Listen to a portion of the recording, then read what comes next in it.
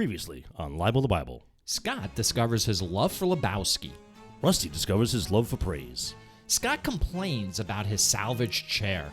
Samson destroys an entire town's gate with his bare hands. Samson falls in love with Delilah, who is offered money to betray him by revealing his weakness. Delilah nags Samson until he reveals his strength comes from his hair. Samson gets his eyes gouged out and arrested. Forced to perform for the Philistines, Samson takes out hundreds of dignitaries along with himself by collapsing an entire arena. Micah thinks kidnapping a priest negates his idolatry. The Israelites once again do what they want and turn away from Yahweh. And now, the conclusion to the book of Judges.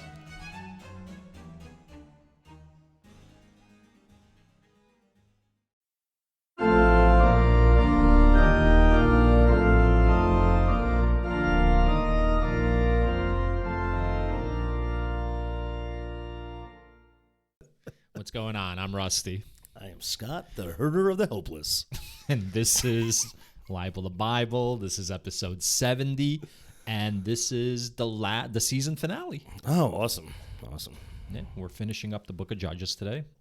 What'd you think of the book so far, book of Judges? It's fun. It's got some fun stories, got some action, got some excitement, got betrayal, got some nonsense, and then some more nonsense, and There's a lot of nagging from women in this one. That's what you took away from it?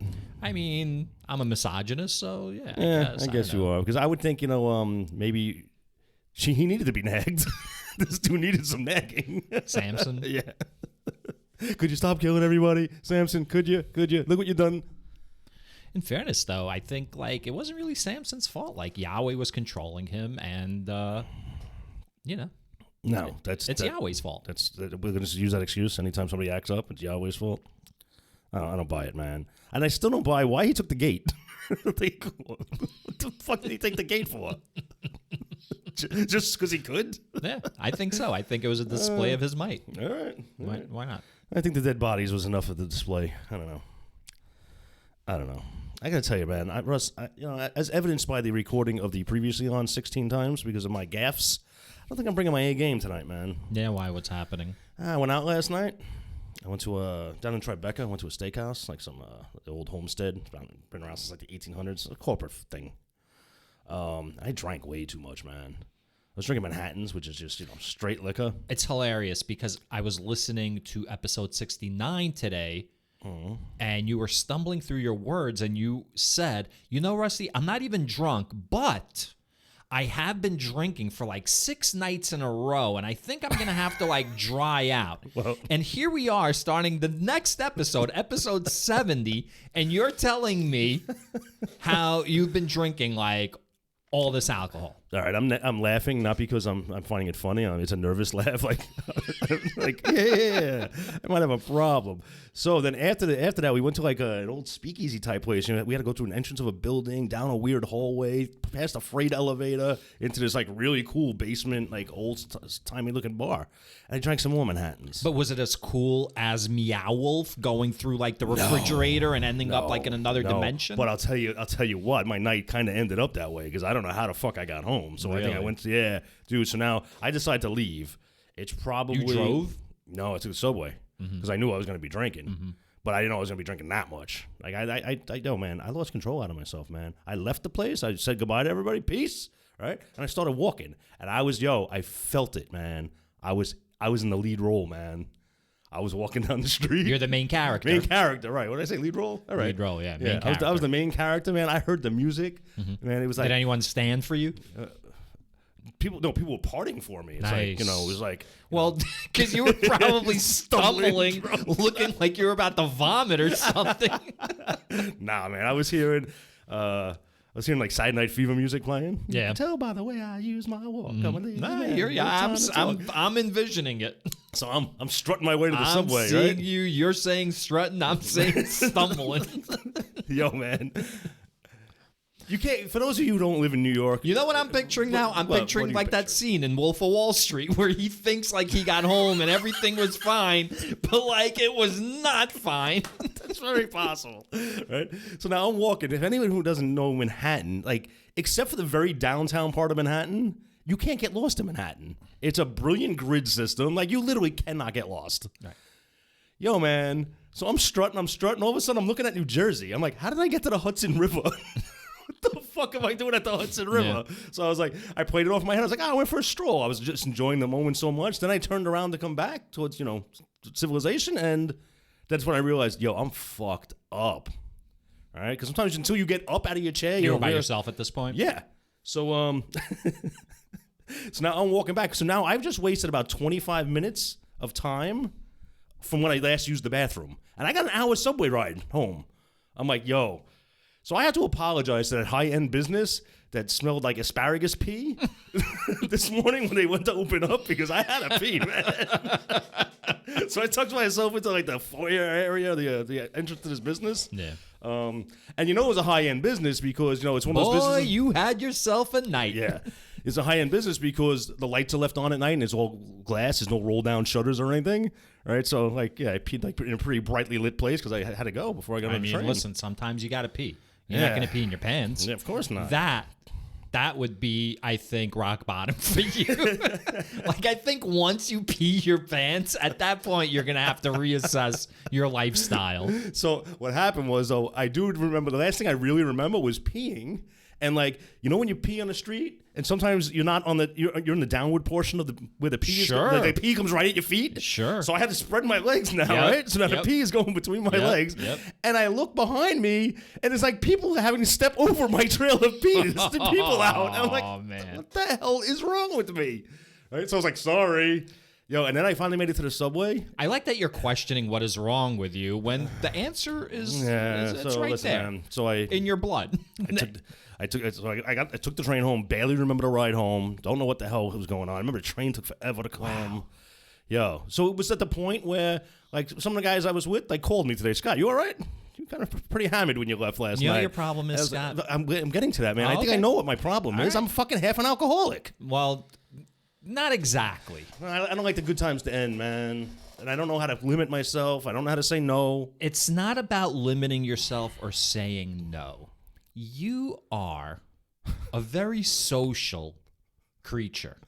Yeah. You can have a conversation with a person like on life support who's brain dead. Okay? And I've seen it. I've seen you have conversations with people barely functioning at a level beyond being on life support, all right? Those people need love, too. So you can talk to anybody, and alcohol is a great lubricant for that, and it's also something you have in your hand. So, like, when you're talking to people, it's weird, like, if you're, like, in a setting where there's drinks, it's weird to be having conversations and being like a social butterfly without something in your hand.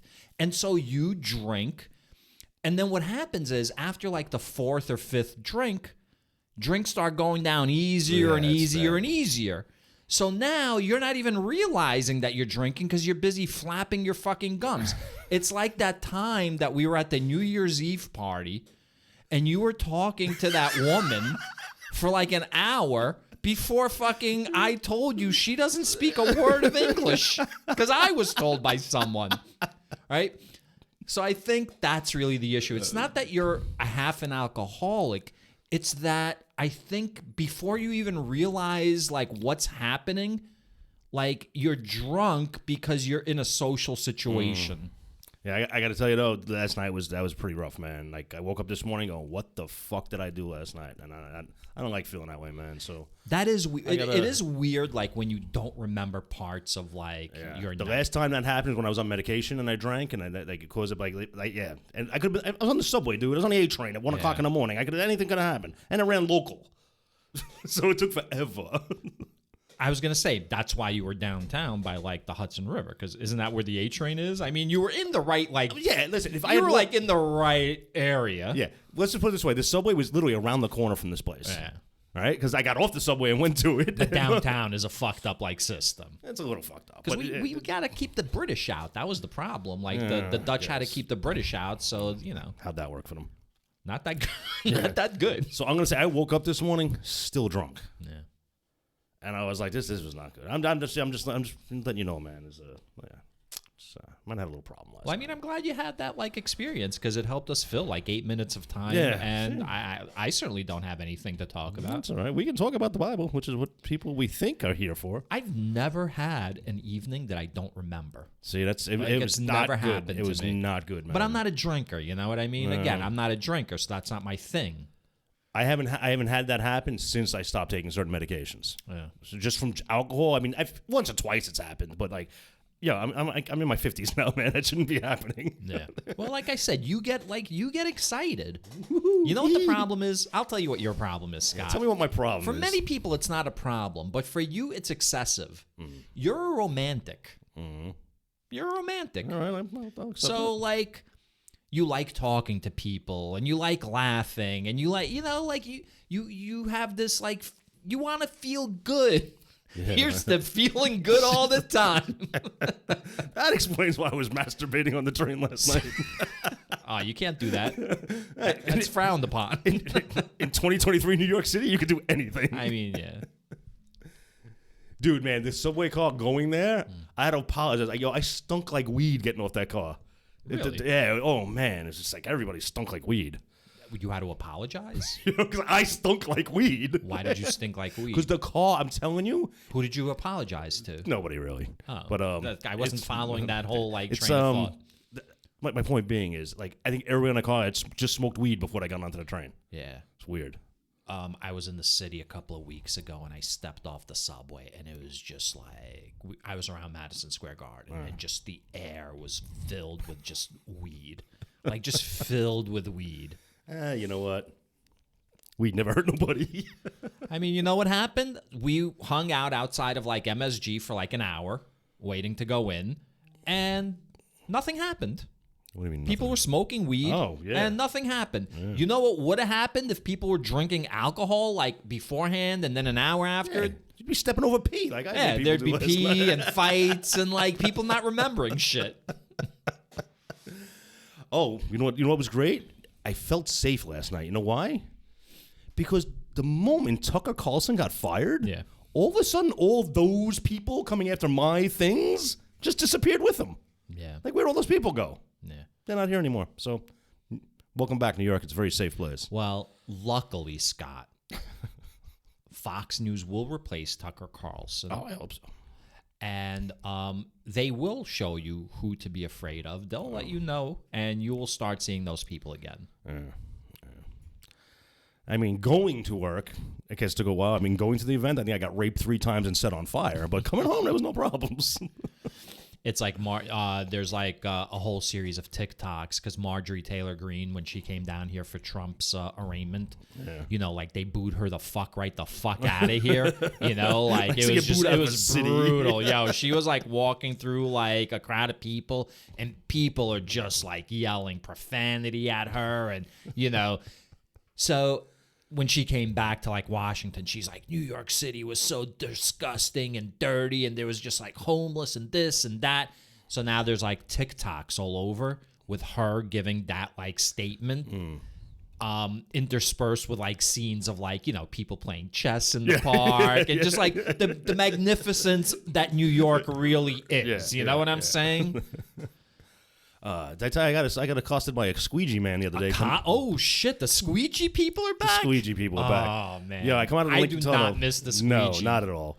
I come out of the Lincoln Tunnel into Manhattan. I was coming from Jersey, and it's 3 guys arguing on the corner. So loud. For people to understand, back in like the 70s and 80s, before Rudolph Giuliani became mayor, like in the early 90s, anytime you're at a stoplight in Manhattan. Like, you know, an unhoused person would approach you with a dirty squeegee and not even a rag. It would be like a newspaper, you know, with the ink like running. And they'd squeegee up your fucking windshield without even like you asking and then wipe it with their dirty newspaper, making it worse, really, for the most part. And then they'd want you to like tip them. You know what I mean? So I was stuck at the light. I hear like traffic's I'm sorry. not So moving. Giuliani got rid of all that shit. Yeah. So, yeah. He was worth it. So the traffic's not moving. Then I notice there's 3 guys arguing on the corner. They must have been in the street, and then they moved to the corner, like onto the sidewalk. So traffic started moving, but I got stuck in the... 3 squeegee guys are arguing? I didn't know they were squeegee guys at the time. Okay. Just 3 guys. They're looking arguing. a little Okay, disheveled. okay. I don't know what territory. I don't know what it is. What did they look like? Did you notice, like... They looked disheveled. They looked like they're probably homeless. They had shit like against the building. Okay. Yeah, they what do they look like? I'm not asking, like, did one look like Christopher Walken and the other look like De Niro? Does he look like a bitch? Say what again? So they're having a dispute. Yeah. So there's one while disputing, this guy starts sideways walking towards my car while still yelling at the other guy, right? In a flash, I didn't even see the squeegee in his hand. Yeah. He's got my windshield wipers up. I'm like, nah, fuck, right? He's wiping it. My windshield gets all soapy and wet. And then he did an amazing fucking job. Really? I was like, oh, you know what? Maybe I won't do something stupid here, right? But I had no cash on him, so I had to give him like coinage. They don't take like Cash App or Venmo. I asked him or Zelle.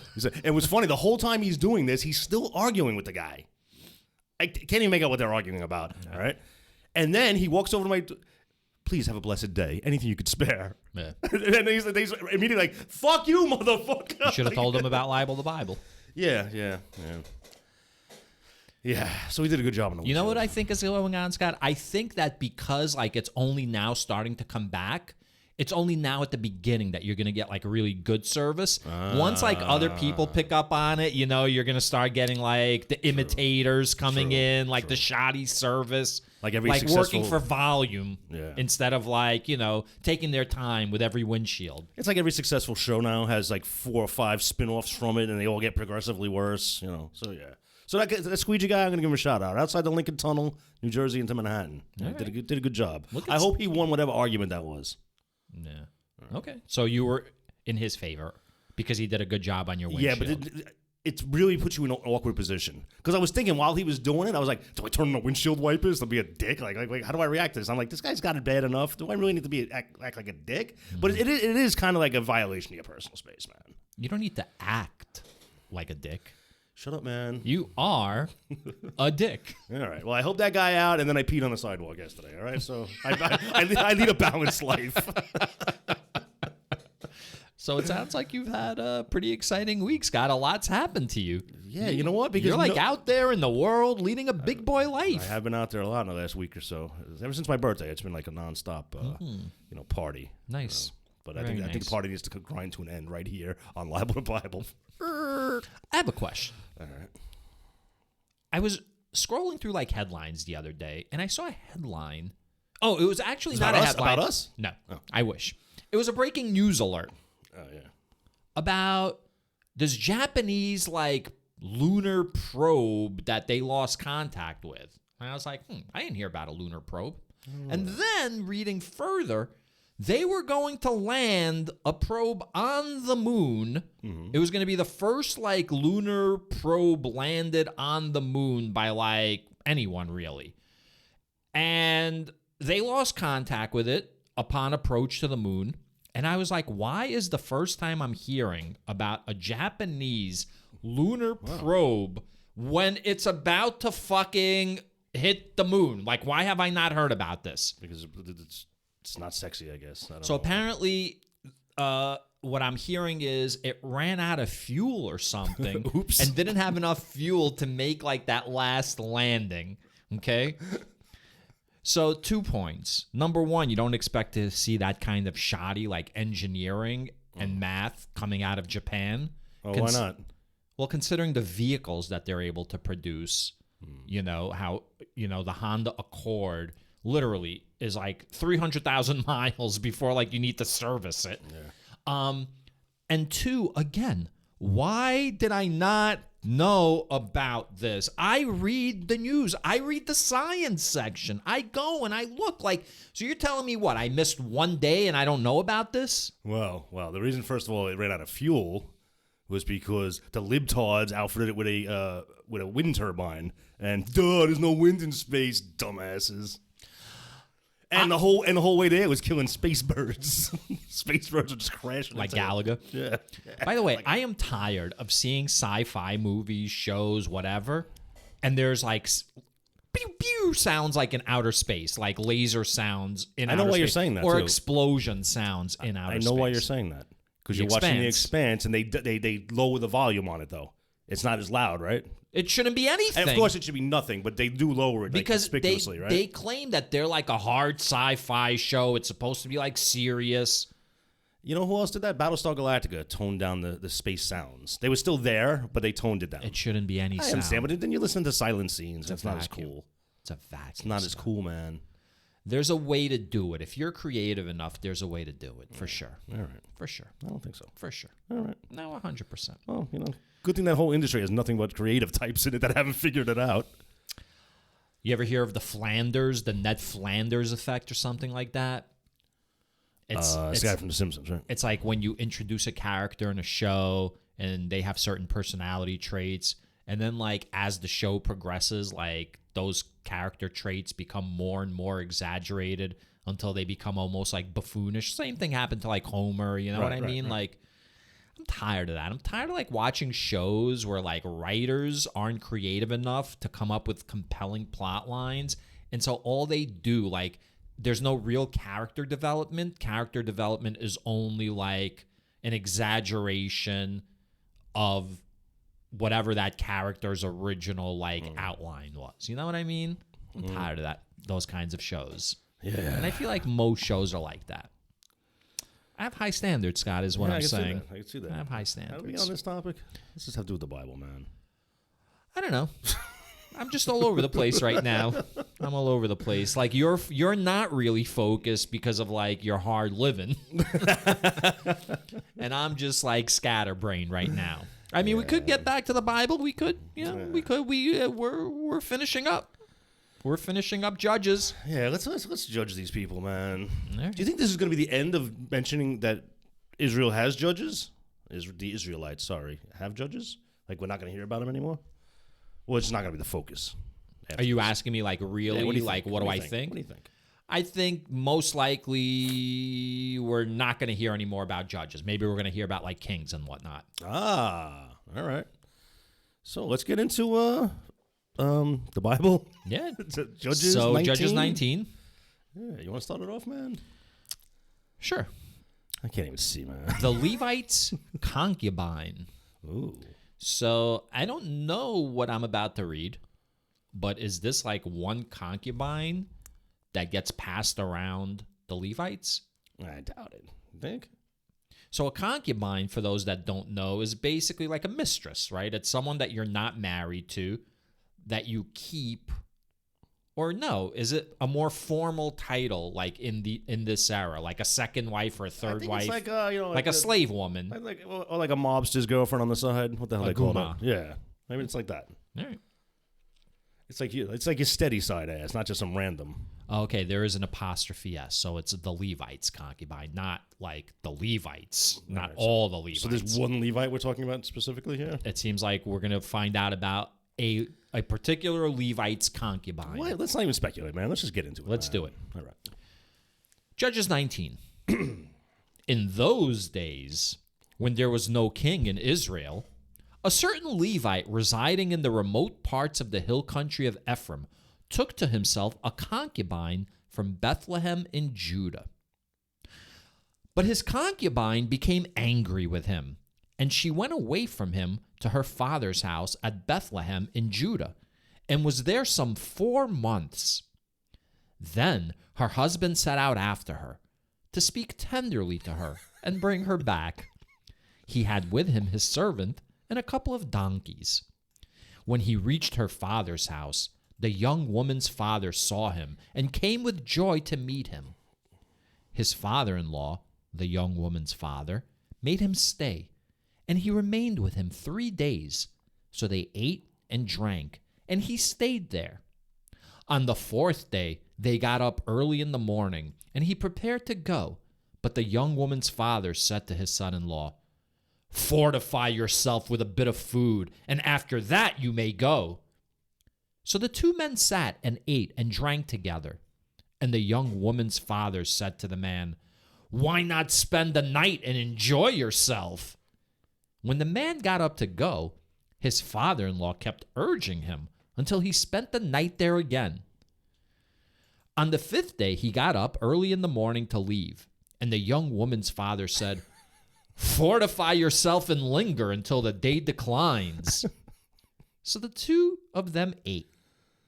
When the man with his concubine and his servant got up to leave, his father-in-law, the young woman's father, said to him, "Look, the day has worn on until it is almost evening. Spend the night. See, the day has drawn to a close. Spend the night here and enjoy yourself. Tomorrow you can get up early in the morning for your journey and go home." I'm going to stop right there. Yeah, you should. So we can discuss. What are your initial thoughts, Scott? My first thoughts were, did he meet up with his concubine? It wasn't until the end that the concubine and the servant and him, like the whole time I was like, There's is she hiding? Like, is he keeping there's her? like a lot of missing. So in other words, okay, so him and the father like eat whatever at night. But what is going on during the day? I feel like we're not getting the story of what's going on over the course of this fortnight or however long he's there. Yeah, I don't know. And I'm curious, is the father doesn't want him to go because he doesn't want his daughter to go? He wants his daughter, he loves his daughter? Or like is the father crushing on the son-in-law? I don't know. I think either option is possible at this point. Yeah. We're going to get right back to the show, but before we do, we'd like to invite you to come visit our Patreon. Each week, we discuss a new topic at the intersection of society and religion. We explore the encroachment of religion onto secular institutions, such as schools, workplaces, and government. In addition, we'll investigate whether religion practices what it preaches. So, after this episode, head on over to patreon.com/Libel to Bible and join in the conversation. And now, back to the show.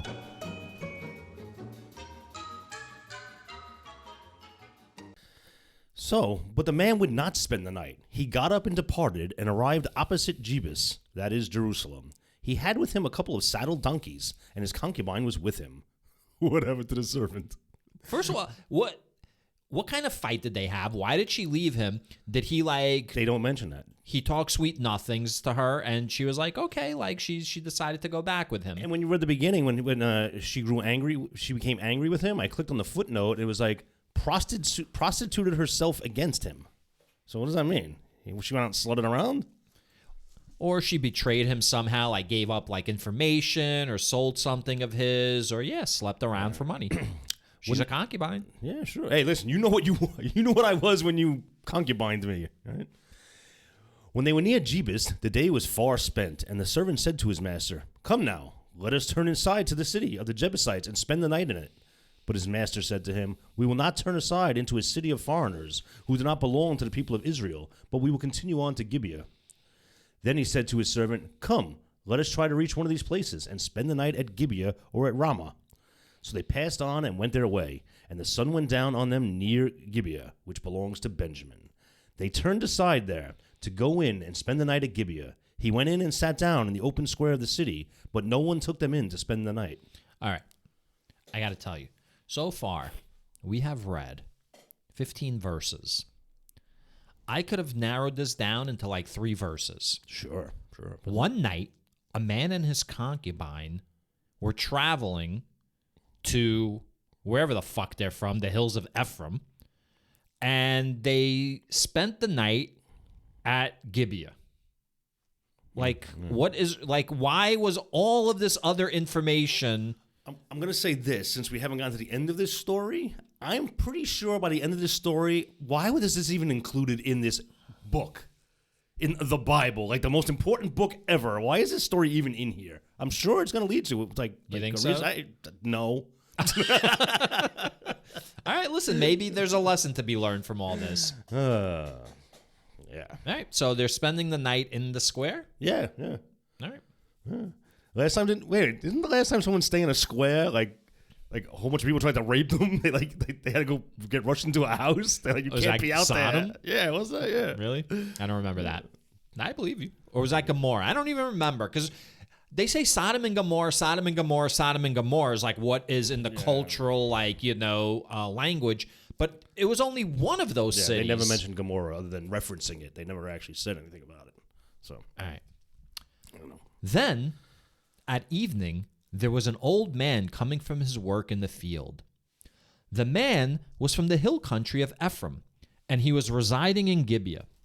The people of the place were Benjaminites. When the old man looked up and saw the wayfarer in the open square of the city, he said, "Where are you going, and where do you come from?" Where do you come from? Where do you that go? was totally played in my head just now. Where are you going, and where do you come from? Cotton Eye Joe. He answered him, "We are passing from Bethlehem in Judah to the remote parts of the hill country of Ephraim, from which I have come. I went to Bethlehem in Judah, and I am going to my home. Nobody has offered to take me in. We have straw and fodder for our donkeys, with bread and wine for me and the woman and the young man along with us. Your servants need nothing more." The old man said, "Peace be to you. I will care for all your wants. Only do not spend the night in the square." So he brought him into his house and fed the donkeys. They washed their feet and ate and drank. All right, I mean, this is a long roundabout way of getting to nothing. Like, this is the kind of part that I remember was better when we read it ahead of time, so we could just skip right through this kind of like shit. Yeah. Shoot. You think we should change formats? Like, how can we have a hybrid format? Maybe we should skim the material, not quite read it, and then make a decision together, like whether we're going to read it pre or during. I'm going to tell you this. Considering my feelings towards this audience, I don't think it really matters. Well, it doesn't matter that we're droning on about a story nobody's going to give a fuck about? That's right. Fuck them. All right. They'll get what they get. They get... I need you... Scott, look at me. I'm looking. Look at me. I'm looking. I'm the captain now. All right. So you are. Wouldn't it be weird if they woke up the next morning and the guy was like, "No, don't go. Stay another day with me. Eat." like everyone on this creepy journey. It's like a Black Mirror episode. Yo. Did you see, was it called White Bear? Cocaine Bear? An episode of Black Mirror.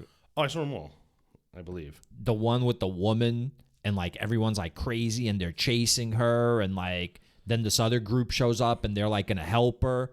And then it turns out at the end, like her like, it's like she's actually in jail, but it's like an amusement park. I don't know if I remember that. I think I would remember that. Maybe I did miss an episode. This woman wakes up and she's watching like a TV channel or something. And then like outside, there's like all these people and they're like shooting at her and she starts running. But every once in a while, there's like these people who are like videotaping her, like on their camera, they're recording her. Yes, and then she starts getting help from this other group of people. And like this whole crazy shit goes down and people get shot and she gets shot and blah, blah, blah. And all of a sudden, she's sitting in a chair and like the whole cabin that she's in like disappears and the chair turns around and she's like in front of a studio audience. And it tells her about this crime that she's committed, and this is her punishment, that every day she goes through this, and then they wipe her memory, and she wakes up the next morning and has to go through, like, the same thing again. That shit was fucking crazy. That's some sick shit right there. Brings us to Gibeah's crime. Speaking of crime. While they were enjoying themselves, the men of the city, a perverse lot, shit, look at that. You were on it. Surrounded the house and started pounding on the door. They said to the old man, the master of the house, "Bring out the man who came into your house so that we may have intercourse with him." Holy fuck. You remember? In Sodom, they were like, so we could know them. Yeah. Who's the strangers that we want to get? Now they're not even pulling punches. Yeah. Like, we want to fuck them. Yeah. Wow. And the man, the master of the house, went out to them and said to them, "No, my brothers, do not act so wickedly. Since this man is my guest, do not do this vile thing. Here are my virgin daughter and his concubine. Let me bring them out now. Ravish them." Yeah, this is a repeat, dude. Here are my virgin daughter and his concubine. Oh, the man's okay, concubine. yeah, all right. weird, yeah. Here are my virgin daughter and his concubine. All right. Ravish them. And Wait. Finish that sentence. Here are my virgin daughter and his concubine. Let me bring them out now. Okay. Ravish them and do whatever you want to them. But against this man, do not do such a vile thing. But the men would not listen. I'm sorry. Yeah, go ahead, man. In fairness, These two are just women. So it's not that big a deal. Is the whatever servant a happens woman? to them. For some reason, why I thought the servant was male. She's a concubine. No, I understand the concubine's a woman, but I thought the servant was a man. They don't really specify, but I guess it is a man. I mean, a woman. I don't know why you bring that up. Yo, man. I didn't say anything Here about are my virgin daughter and his... Oh. Sorry, man. All right. I especially stopped and we talked about it. So, all right. Okay. All right. So my point is, since this is a comedy show, ultimately at the end, I think... I mean, it's going to turn into a Scott intervention soon. but for now, it's still a comedy program. And I'm saying this is okay because these are women. Gotcha. So fuck them. Right. Right. And you're actually saying that. Yeah. That's not the people in the Bible. You're saying that. Misogynist Rusty's saying that. Yes. Just to be clear, I am saying that. But the men would not listen to him. So the man seized his concubine and put her out to them. They wantonly raped her and abused her all through the night until the morning. And as the dawn began to break, they let her go. As morning appeared, the woman came and fell down at the door of the man's house where her master was until it was light. What the fuck goes on in these places? I was thinking this was the same story we already heard about in Sodom, but like from a different point of view. That's what I was thinking at first. But the facts don't jive. And, everything jives in the Bible, so it doesn't jive. It can't be right. I think what happens is it's possible. Now, hear me out. So there's a theory about bacteria growing on, wheat back in, colonial times, and that's what caused, people to hallucinate witches and all that shit, right? Like, they were all tripping balls. Maybe Yahweh doesn't want them to make idols because there's certain toxins and chemicals and whatever fucking they're using to shape these metals or whatever metals they're using to build these idols. Maybe by having idols in their homes, it fucking rots their brain and they start going crazy and suffering mass delusions. And so if you remember, Micah was in the prior chapters. He made idols. Remember that whole priest that he saw? He made him a priest. Then that other group showed up and they took that priest and they were be our priest. And then they spread idols throughout wherever they went. So maybe because turning away from Yahweh means worshiping idols, and worshiping idols means getting lead poisoning in your fucking head. So you're saying this because you think this city here has made idols and they're all fucked up and now they're roving rape gangs because of that? Yes, that's what I think is going on, Scott. That's exactly what I'm saying. I don't understand. You brought up the whole thing about the idols to describe their behavior? No.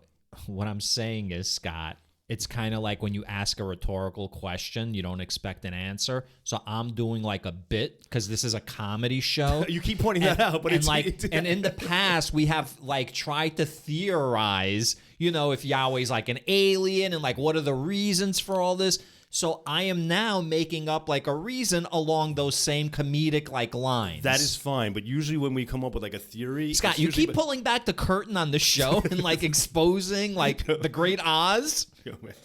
Listeners, cover your ears right now. Right. Yeah, but usually when you come up with a theory, it's based on something we just read. We didn't read anything about idols just now. So when you went into that theory, I thought you were going to say that's the reason these roving rape gangs. So if you give me a minute, I can explain it to you. So obviously this behavior is not normal behavior, right? There's no town that you go to where you expect to get raped by the town, right? Yes, maybe stay away from certain elements, you don't want to run into this type or that type, but an entire town, right? So that's an extreme. In the previous chapters, Samson died, and now we are in between judges, and we know that the Hebrews or Israelites, whatever they're called, they turn away from Yahweh during these periods in between judges, right? Okay.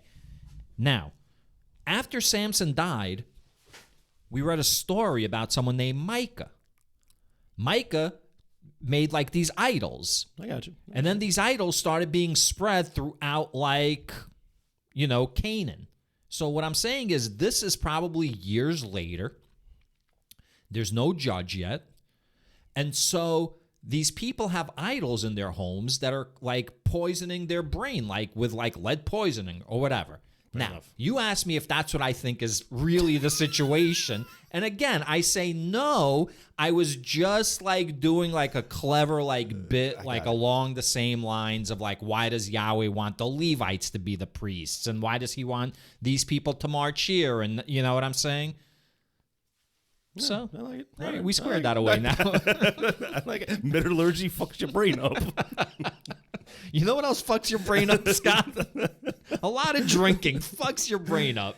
In the morning, her master got up, opened the doors of the house, and when he went out And went, oh, what a great morning. You know what didn't happen to me yesterday? I didn't get raped by the entire town. What about you, concubine? Trigger warning. Yeah, do you think do you think when the newspaper got delivered that morning, like they were just like laying on top of her? Open Massive the doors of the gang house. rape in front of And when he went out to go on his way, there was the woman, his concubine, lying at the door of the house with her hands on the threshold. You think he's going to be like all disgusted? Like, how dare you? Like, if you didn't wear that like robe. Yeah, well, you know what? No. Because they wanted to rape him. Like, she wasn't doing anything. He was probably wearing the revealing clothes.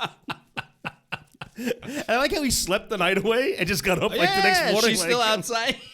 He's like, he had his earplugs and he in here like the screaming. Raises the volume on the TV a couple of notches. Get up, he said to her. We are going. But there was no answer. Then he put her on the donkey, and the man set out for his home.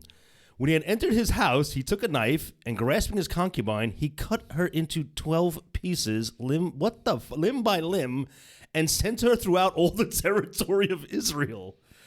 Then he commanded the men whom he sent, saying, Thus shall you say to all the Israelites, has such a thing ever happened since the day that the Israelites came up from the land of Egypt until this day? Consider it, take counsel, and speak out. All right. That's interesting. Let's discuss. Okay. He is upset with her or the town of people that raped her? He's upset with the town. Okay. Yeah. So he kills her. No, I think she was dead already. No, he kills her. No, I think she was dead already. We are going, but there was no answer. Then he put her on the donkey. The man set out for his home. When he had entered his house, he took a knife, and grasping his concubine, he cut her into 12 pieces. I think she was dead already. Oh, okay. Interesting. Okay. So she's dead. He cuts her into 12 pieces. So this is kind of like a warning to everybody. Yeah, this is a sick fucking is it activist like an movement. I'm coming for you warning? I think it was more like, again, I'm sure we'll find out in the next chapter. Mm-hmm. I think it was more of like, it was a warning, but not I'm coming for you. Like, this is what our society has become. Okay. Right? Fair. Okay. Fair. First it's some dick pissing on the street in Manhattan, and now it's this. It comes to this. Right. Yeah. Why did it have to be this extreme? In other words, do you know Emmett Till? You know the story of Emmett Till? Sure. Okay. Emmett Till's mom, after his terrible, terrible beating, made sure that his funeral was an open casket so that everybody could see what the fuck happened to her boy. So this, I'm assuming, is that kind of a thing. Yeah. But he cut her into 12 pieces. It's almost like he wanted an excuse to, like, cut this poor woman into 12 pieces. Can he, I mean, I guess you can. 12 for the 12 tribes? He's going to send, like, a piece to each tribe? Sure. Who gets the head? How does he decide who gets the head? Who gets, like, do you think, like, the people carrying the piece are like, yo, can I get that boob? Give me the boob part. Yeah, like the boob, I'm assuming it's part of the... Gross. I'll take the vag. Can I have the vag? Yeah, that's not gross. I'm not taking any of these parts. Get the fuck out of here. Get somebody else to do this job. Oh, look at you. You're above taking, like, lady parts? Oh, Mr. Evolved. Just separately. I guess you're not a misogynist like me. Yeah. All right. So that makes a lot of sense. So this is... This whole thing makes sense. It's like what you said. we went through like, I don't know, 15 chapters of Judges, and all we were told about was the judges, but we weren't really given details about like what were the things that the Israelites were doing that led up to the need for a judge. And you had said last week, now we're starting to see like the evil that the Israelites are committing and how they've turned away from Yahweh. So this is another example of that. So basically, it's pre-flood. Like every time like a judge goes away, it turns into like the pre-flood society. So what makes them become rapists and gay rapists? Like why they always want to rape the men? I just told you, it's the lead in the idols. Right. All right, fair enough. Or it's like you live under the rules of like Yahweh, right? Think about how strict, right? So every fucking porn star interview ever since the beginning of time, where they come from? They come from these like crazy religious, like repressed like backgrounds, you know what I mean? And then they fucking break away. And next thing you know, they're doing coke and like, you know. Yeah, thank God for religion, huh? Thank God for all them drunken dance recitals. So it's possible, you know, a generation of people grows up right after the Israelites are holy, and now it's 20 years later, and it's degrees. You get to raping people by degrees. You know, first you have like your key parties, you know, everybody's consenting. Then it's like, you know, someone says, you know, at the last second, they're like, I've changed my mind, you know, but you don't care. You go. So it's like by degrees over like 50, 60 years, they reach a point where they're just like, fuck it, we're going to rape like whoever shows up to town. They've probably raped every single person in that town already, and now it's like, oh, there's a new person to rape. Let's go rape them. It's scarily familiar, similar to Sodom. So now why isn't an asteroid not crashing into this town now? Why isn't God turning everybody to salt? That's a good question, Scott. Let's see. Maybe he will. Maybe he will. Maybe he will. Let's go on to Judges 20. All right. The other tribes attack Benjamin. You want to get us into this? Sure. What is with you, man? Then all the Israelites came out, from Dan to Beersheba. Beersheba. Yeah, I gotta go get a drink, man. Including that's one of my trigger words, man. I think words is a trigger word. From Dan to Beersheba, including the land of Gilead. And the congregation assembled in one body before the Lord at Mizpah. You know who wasn't in one body? The concubine. Oh, man. Maybe they brought her. If all 12 tribes got together, they'd bring the parts. Why not? Like Frankenstein her back. Oh, that'd be crazy. And she avenges all the people that have been raped in the world. Nice. Like that's zombie concubine. That's a good fucking story right there. I like it. Maybe it's in the book. Let's do it. The chiefs of all the people, of all the tribes of Israel, presented themselves in the assembly of the people of God. Has that word been used before? The chiefs? I don't know. Hasn't it been like leaders and like chiefs is like... I don't know. All right. The chiefs of all the people of all the tribes of Israel presented themselves in the assembly of the people of God. 400,000 foot soldiers bearing arms. Wow. That's and two of them were bearing her arms. 400,000 fucking foot soldiers. Do you know how many, like... That's a lot. Do you know the amount of land that you need just to have 400,000 fucking soldiers on it? Yeah, probably a lot. A lot. In parentheses, now the Benjaminites heard that the Israelites had gone up to Mizpah. Okay. And the Israelites said, tell us, how did this criminal act come about? The Levite, the husband of the woman who was murdered, answered, I came to Gibeah that belongs to Benjamin. I and my concubine to spend the night. The lords of Gibeah rose up against me and surrounded the house that night. Lords lowercase. Mm-hmm. They intended to kill me, and they raped my concubine until she died. Then I took my concubine and cut her into pieces and sent her throughout the whole extent of Israel's territory, for they have committed a vile outrage in Israel. So now, you Israelites, all of you, give your advice and counsel here. So they're all going to start talking to each other? All of you. I want all your opinions. What I didn't understand was the Levite, the husband of the woman who was murdered. So is it his concubine or is it his wife? That's weird. Can it be both? I don't know. I don't know. So that's weird. And 2, so this confirms what you had said. So he sent out these body parts in order to shock these people into like meeting and being like, yo, look at what's fucking happening. Figure out like how it's, you know what this is like? This is like the Facebook group that I'm in for like my neighborhood. It's just basically like Republicans complaining about every little like crime that occurs in the city and being like, this is what happens when you have like a Democrat running like the city and the state, blah, blah. You know, like crime never existed and in New York City, despite the fact that like we are the safest fucking like city in the country, whatever. So this is what this reminds me of. He's like, oh, look at what's become of us, you know? We need to elect like a Republican in order to fucking clean things up. And I don't know what... So you think this is maybe just a... This is like he's what do you call it when you announce you're running? Like when you... Like he's announcing his candidacy. Right. Thank you. The way Ron DeSantis is for 2024. Meatball Ron! Gonna put a prison next to Disney World. Wouldn't it be ironic if somehow he got arrested and was made Isn't to it go ironic? and go and had to be given a cell in that prison looking at like the Magic Kingdom? That would be very fucking ironic. Great. That would be not ironic. That would be just desserts. Yeah. They serve dessert? In prison? Yeah. I mean, in the prison that he would go to, probably, yeah. All right. Getting back to Judges 20, verse 8.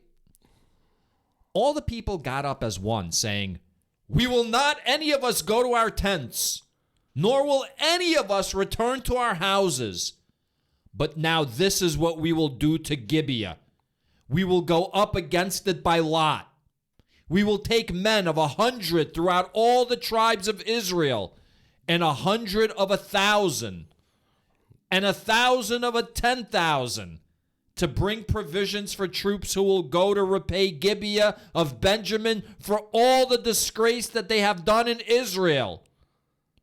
So all the men of Israel gathered against the city, united as one. So I'm going to say this. So that whole thing you read that they were saying, all the people got up as one, and they all said those exact words at the same time. It's been written like that before. It's nonsense. So you got to think It's about... like a musical. It's like West Side Story, you know? When you're a jet all the way. Like they're all singing it at the same time. It's true, right. Yeah. It's not something they rehearsed, right? It just came to them as a... They just broke out. So it's like every episode of Family Guy. I got to say, this might be an extreme reaction to what happened. But can it? Is it an extreme reaction? But motherfuckers are going to think twice about raping somebody. When 400,000 people show up to avenge her death. Yeah. That's pretty fucking badass. If somebody fucking punches you, you go at them with a knife. If they come at you with a knife, you fucking bring a fucking gun. Yeah. They come at you with a gun. They send one of yours to the hospital, you send one of theirs to the morgue. That's the Chicago way. And that's how you get Capone. Why? What's in the morgue? Why do you want to go to the morgue?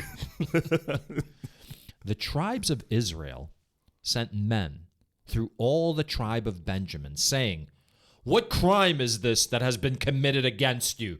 Now then, hand over those scoundrels in Gibeah, so that we may put them to death and purge the evil from Israel. But the Benjaminites would not listen to their kinfolk, the Israelites. The Benjaminites came together out of the towns of Gibeah to go out to battle against the Israelites.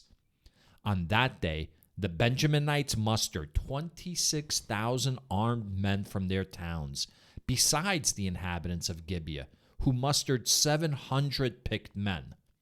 Of all this force, there were 700 picked men who were left-handed. Everyone could sling a stone at a hare and not miss. And the Israelites, apart from Benjamin, mustered 400,000 armed men, all of them warriors. This is going to be a massacre. This is quite a fucking battle that's being set up. Why the significance of being left-handed? I don't know. The last time that was important was the guy hiding a sword, remember? In some chamber, and he cut somebody up. I'll tell you this. As an athlete, all right, so as someone who played tennis, it's always harder playing against the lefty because the vast majority of people that you're playing against are right-handed. Right. So you're used to seeing shit coming at you from certain angles, you know what I mean? when it's a lefty, everything's like mirrored. It's different. What's percentage of the population of lefties? It's quite small. It's definitely a minority. So it's actually expanding. Really? Because people were forced to be right-handed, and now no one gives a fuck anymore. No. The problem is you start letting a few left-handed people over across the border, and now they're running shit. And where'd your right-handed way of life go, Russ? One day you're going to reach for the refrigerator door, and it's going to be hinged on the wrong fucking side. You're not wrong. Yeah. That's what I'm talking about. You're not wrong, Scott. DeSantis is going to fix this shit. Oh, well, we just lost 3 of our listeners that are left-handed. You want to pick it up with verse 18? Sure. The Israelites proceeded to go up to Bethel, where they inquired of God, which of us shall go first to battle against the Benjaminites? And the Lord answered, Judah shall go up first. Okay. So they draw straws. I like that they knew where to go to talk to Yahweh and that he actually fucking answered them. Maybe like payphones. Like Is this like a phone booth? Yeah. They had to get to the next one. Then the Israelites got up in the morning and encamped against Gibeah. The Israelites went out to battle against Benjamin, and the Israelites drew up the battle line against them at Gibeah. The Benjaminites came out of Gibeah and struck down on that day 22,000 of the Israelites. The Israelites went up and wept before the Lord until the evening, and they inquired of the Lord, shall we again draw near to battle against our kinsfolk, the Benjaminites? And the Lord said, go up against them. The Israelites strengthened themselves and again formed the battle line in the same place where they had formed it on the first day. Why did the Benjaminites align themselves with those rapists? They were kinfolk? I think Gibeah is in the Benjamin territory, so it's like one of their towns or cities. But like this is a civil war. Like we have to put this in the context. It's not entirely a civil war. It's a minor civil war because it's really 11 tribes against one tribe, right? Yeah. That's hardly like a civil war. All right, it's a civil battle. I mean, listen, you're not entirely wrong. Yahweh should say, and next time when you go up against them, take the swords out of their hilts. I mean, out of their scabbard or whatever they put a sword in. He wasn't specific enough.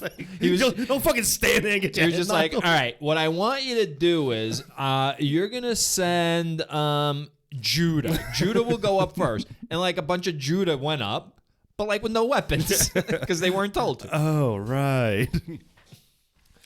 So the Israelites... I'm there, right? I'm on 24. Yeah. So the Israelites advanced against the Benjaminites the second day. Benjamin moved out against them from Gibeah the second day and struck down 18,000 of the Israelites, all of them armed men. All right, so there you go. They were armed. Then all the Israelites, the whole army, went back to Bethel and wept, sitting there before the Lord. They fasted that day until evening. Then they offered burnt offerings and sacrifices of well-being before the Lord. And the Israelites inquired of the Lord, for the ark of the covenant of God was there in those days, and Phinehas, son of Eleazar, son of Aaron, ministered before it in those days, saying, shall we go out once more to battle against our kinsfolk, the Benjaminites, or shall we desist? The Lord answered, go up, for tomorrow I will give them into your hand. Yeah. I haven't heard about the ark in quite some time. No, I was starting to haven't. wonder, like, where the fuck is the ark? And I was wondering, where the fuck is the ark? Well, because we're hearing about, like, all of these people who subjugate the Israelites, and an army with the ark in front of it is, like, indestructible. So why is it not being used against, like, these Canaanite kings? Because maybe that's the 1935 version of events. Like maybe they haven't gotten there yet. They don't realize if we just put the ark first, we're invincible. No, God literally told them, like, the ark goes ahead of everything. Like, they know.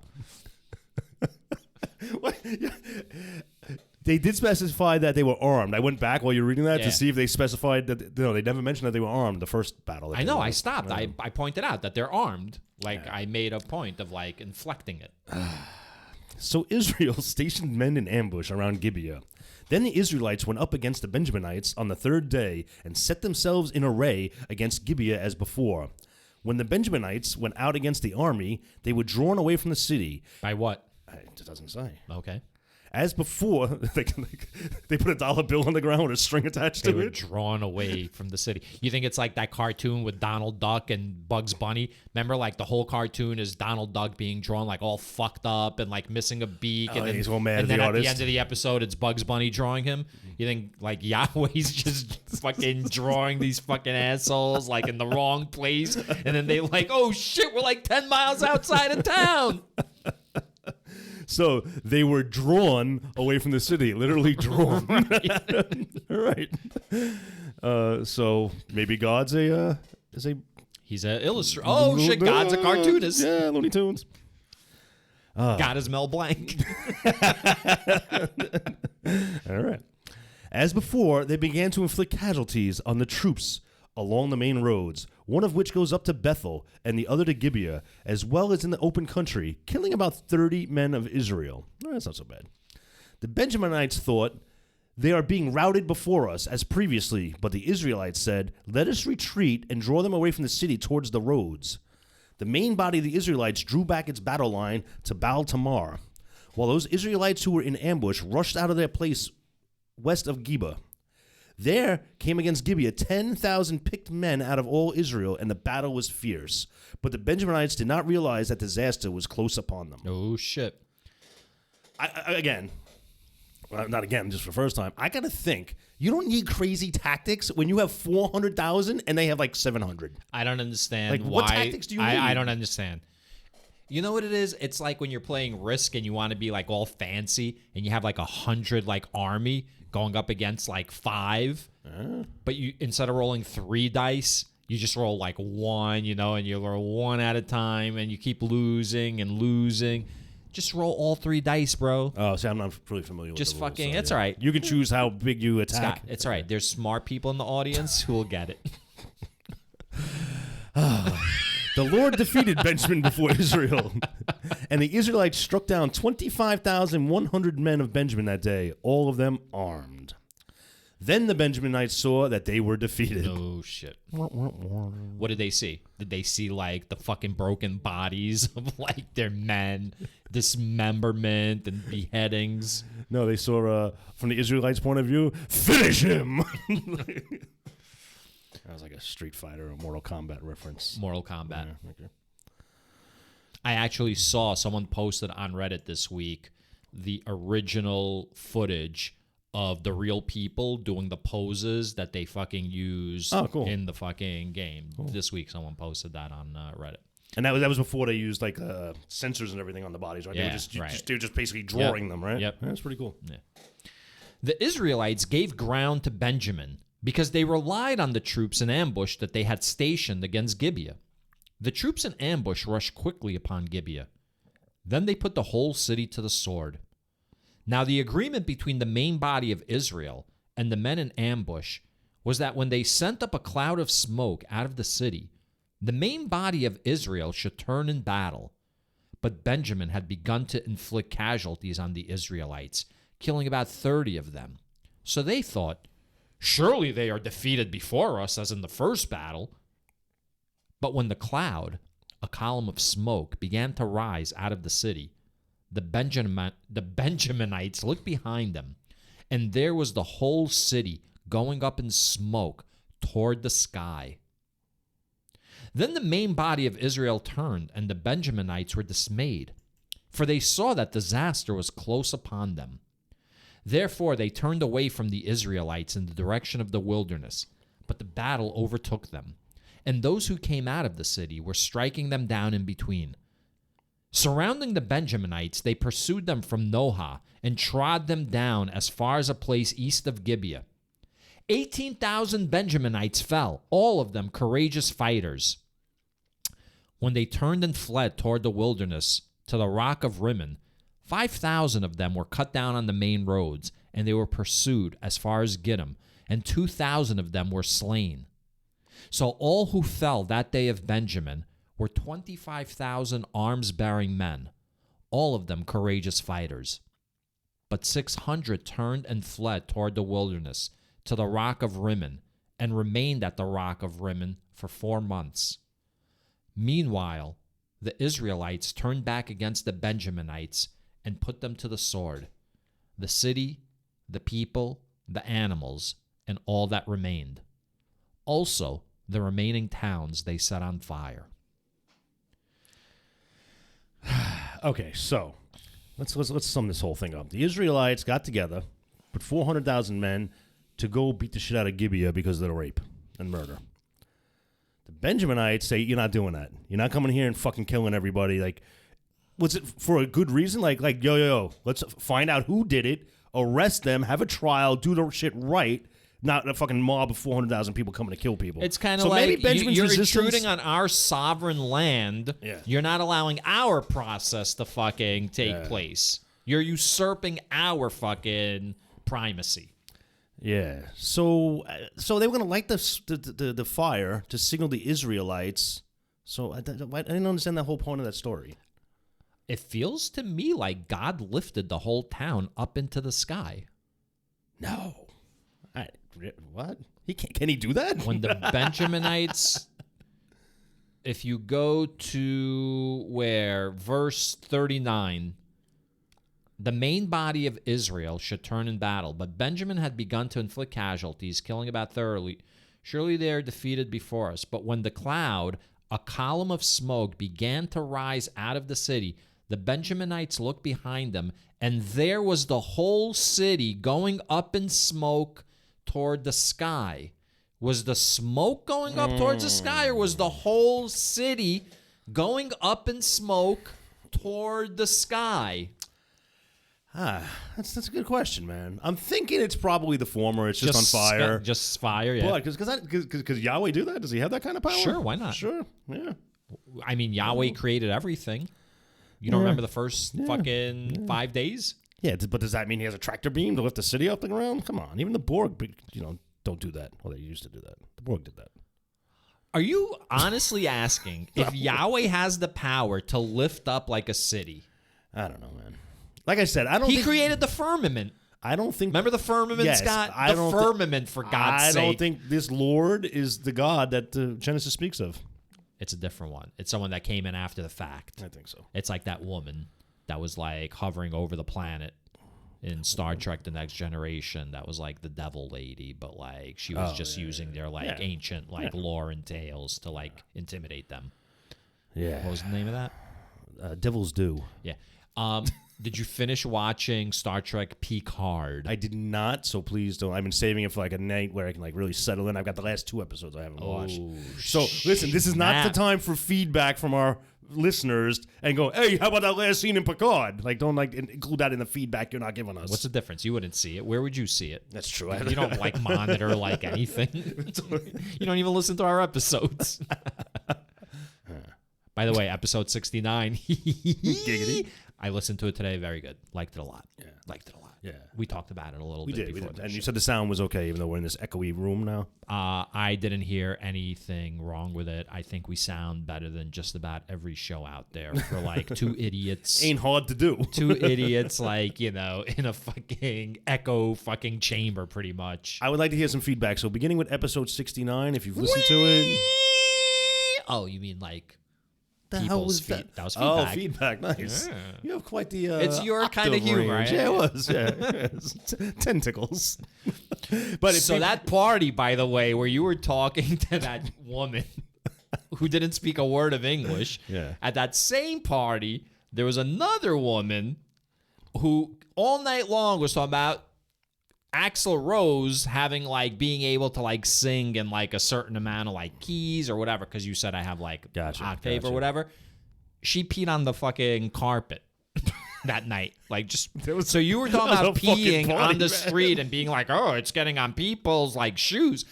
We were sitting in the living room on like a shag rug, and she peed like where she sat. Nice. And didn't say anything. No one knew until the next morning. That's crazy. Was that also the party where you like crawling around on all floors looking for a remote control? She also fucked my brother-in-law's brother that night. Brother-in-law's brother. Okay. Chris. All right. Chrissy. Is before or after the pee? We don't know. I'm not sure. Maybe pee was maybe part during the pee. Maybe it was part of it. Yeah, I'm not judging. Was that the same party you like caught on all fours looking for a remote control? I don't remember that. Oh, that you don't remember? I honestly don't remember that. I do remember do remember being in a room trying to open up a door, and the door kept pulling back on me, and I didn't understand why. And then I realized it was like George, who was banging some rando while his girlfriend was like looking for him. And I was like opening the door, and like they kept pulling it back, and it was like, you know, there were two people having sex. And I didn't like, it took me like 10 minutes to like figure that out. Way to read the room, dude. It was a good party. Wild night. It was a good night. It was fun. The Benjaminites saved from extinction. Judges 21. Oh shit! This is it. This is the last chapter of the Book of Judges. Oh, it is. It is. All right, this is it. This is it, motherfucker. The Book of Ruth is next. You know, the Book of Ruth only has like 4 chapters. You know why? Woman. Yeah. So they gave her no. I'm surprised they even have a Book of Ruth. It was probably originally Chris. It was probably Chris, and then became Ruth's Chris book. That's good. I like that. That's good. All right, cool. For those that don't know, it's a steakhouse in New York. Now the Israelites had sworn at Mitzpah, no one of us shall give his daughter in marriage to Benjamin. And the people came to Bethel and sat there until evening before God. And they lifted up their voices and wept bitterly. They said, O Lord, the God of Israel, why has it come to pass that today there should be one tribe lacking in Israel? On the next day, the people got up early and built an altar there and offered burnt offerings and sacrifices of well-being. Then the Israelites said, who out of all the tribes of Israel did not come up in the assembly to the Lord? For a solemn oath had been taken concerning whoever did not come up to the Lord to Mitzpah, saying, that one shall be put to death. I'm sorry, I'm reading funny because my back just twinged on me. That one shall be put to death. Yeah. But the Israelites had compassion for Benjamin, their kin, and said, one tribe is cut off from Israel this day. What shall we do for wives for those who are left, since we have sworn by the Lord that we will not give them any of our daughters as wives? All right. So right now, the main problem is it's kind of like 1865 in the United States. We've just finished having like this war, and we're trying to bring these people back into our fold. And a lot of people are saying, fuck them, punish them. And other people are saying that's not what you have to do if you want to bring them back into the fold. Like they're still part of us, and what's it going to look like if we don't bring them back in? You think there's a tinge of regret here too? Like they feel bad about what they did? I don't know. They did like venerate the Benjaminites in the prior chapter where they kept saying they were all brave men. I thought I was surprised by that. Actually, I meant to actually say something about that because in several occasions they talked about them in a good light. Yeah. So it's almost like both sides did what they had to do or felt like they were justified in doing. You know, like the Benjaminites felt like they had to maintain their sovereignty over their own land. I mean, that's our speculation. They don't actually say that. What's that? That's just our speculation. We are just two simple men, and this is our speculation. Yeah. So the rest of the Israelites, they felt like they had to enact justice against that one town of rapists. So, Judges 21, verse 8. Then they said, or no, we did that, yes? We're up to 21:8. Oh, okay. Then they said, is there anyone from the tribes of Israel who did not come up to the Lord of Mitzpah? It turned out that no one from Jabesh Gilead had come to the camp, to the assembly. For when the roll was called among the people, not one of the inhabitants of Jabesh Gilead was there. So the congregation sent 12,000 soldiers there and commanded them, go, put the inhabitants of Jabesh Gilead to the sword, including the women and the little ones. This is what you shall do. Every male and every woman who has lain with a male you shall devote to destruction. And they found among the inhabitants of Jabesh Gilead 400 young virgins who had never slept with a man, and brought them to the camp at Shiloh, which is in the land of Canaan. How is this justice? Well, because the rule is quite simple. If we're calling a fucking congregation, you show up. You don't show up, you're being put to death. It's in writing. It's one of the rules. But here they are. They're all gathered together to lament the fact that the tribe of Benjamin maybe the cell service dropped out. Like maybe the tower was like in need of repair that day. You know what I'm saying? Yeah, the carrier pigeon. Like how about like a trial and like finding out like how come you didn't show up? Like what the fuck? Yeah, just start killing people. Just start killing people. What I find odd though is they're at this congregation lamenting the fact that one of their tribes is gone now. Benjamin's no longer here. And wait a minute, where are those other people? Go kill them now. Why, so you can have another conference tomorrow lamenting the fact that, oh, these people are no longer with us either. Yeah, stop killing everybody. And who's not here at today's fucking council? Imagine you just got the shits, man, and you couldn't leave the bathroom. And why do they got to kill everybody? What happens is they saw the body parts of the concubine, and that stirred up like their bloodlust. All right, doesn't seem to take much for these people. Well, you know these people, Scott. Then the whole congregation sent word to the Benjaminites, who were at the rock of Rimmon, and proclaimed peace to them. Benjamin returned at that time, and they gave them the women whom they had saved alive of the women of Jabesh Gilead, but they did not suffice for them. How convenient that, like, they were like, who will marry, like, the Benjaminites? Yeah. And there was this tribe of people who didn't show up to this council whose virgins they took. Yeah, this is what you shall do. Every male and every woman How come who the has lain with a Benjaminites male, get these virgins? What did they do to deserve such a reward it's reparations, man. from the congregation? It's reparations. But reparations are paid by the losing side.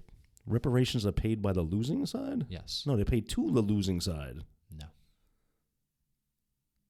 Scott, wait. We don't even have to argue about this. All right. So after World War I, as an example, the Treaty of Versailles, Germany had to pay reparations. Gotcha. And that's what like led to like Hitler and like because they were like in a serious state of depression because of like all the money they had to pay back, and so that's called reparations. So as soon as I paused and thought, I like, duh, yeah, of course. Yes. So again, why are they like the Benjaminites getting these virgins? Like what the fuck? Can't they have something? I mean, come on. It doesn't matter. They're refusing. They're like, this isn't enough. Oh, all right. So, this answers my question. So, verse 15. The people had compassion on Benjamin because the Lord had made a breach in the tribes of Israel. So the elders of the congregation said, what shall we do for wives for those who are left, since there are no women left in Benjamin? And they said, there must be heirs for the survivors of Benjamin, in order that a tribe may not be blotted out from Israel. Yet we cannot give any of our daughters to them as wives. For the Israelites had sworn, cursed be anyone who gives a wife to Benjamin. So they said, look, the yearly festival of the Lord is taking place at Shiloh, which is north of Bethel, on the east of the highway that goes up from Bethel to Shechem, and south of Lebonah. And they instructed the Benjaminites, saying, go and lie in wait in the vineyards and watch. When the young women of Shiloh come out to dance in the dances, then come out of the vineyards, and each of you carry off a wife for himself from the young women of Shiloh, and go to the land of Benjamin. Then, if their fathers or their brothers come to complain to us, we will say to them, be generous and allow us to have them, because we did not capture in battle a wife for each man, but neither did you incur guilt by giving your daughters to them. The Benjaminites did so. They took wives for each of them from the dancers whom they abducted. Then they went and returned to their territory and rebuilt the towns and lived in them. So the Israelites departed from there at that time by tribes and families, and they went out from there to their own territories. In those days there was no king in Israel. All the people did what was right in their own eyes. So, because there was no king, these people were trusted to do what was right in their eyes. Like, this was atrocity upon atrocity upon atrocity. That was what's right in their eyes. Well, this is saying, it's a contrast. It's specifically saying, did what was right in their own eyes. They're supposed to be living by the word of Yahweh. They're not supposed to be straying from the path. Here, they're making up their own rules. Yeah, well, their rules suck. So let's recap this. So some concubine argues with her husband, or we gotta get to the bottom of that. She goes off to go hang out with her father. He goes after her a couple days later. They go to leave the next day. The father-in-law is like, no, stay. He delays them like 3 or 4 days. They finally get on the road. They refuse to stay in the city of foreigners because those cities are fucked up. I am not hanging out with those dirty fucking foreigners. Let's go to one of our own cities, which they camp out in the square, and then a gang of rapists show up when somebody takes them into the house. They throw the fucking woman out. She gets raped to death. He cuts up the body into 12 pieces, sends it out.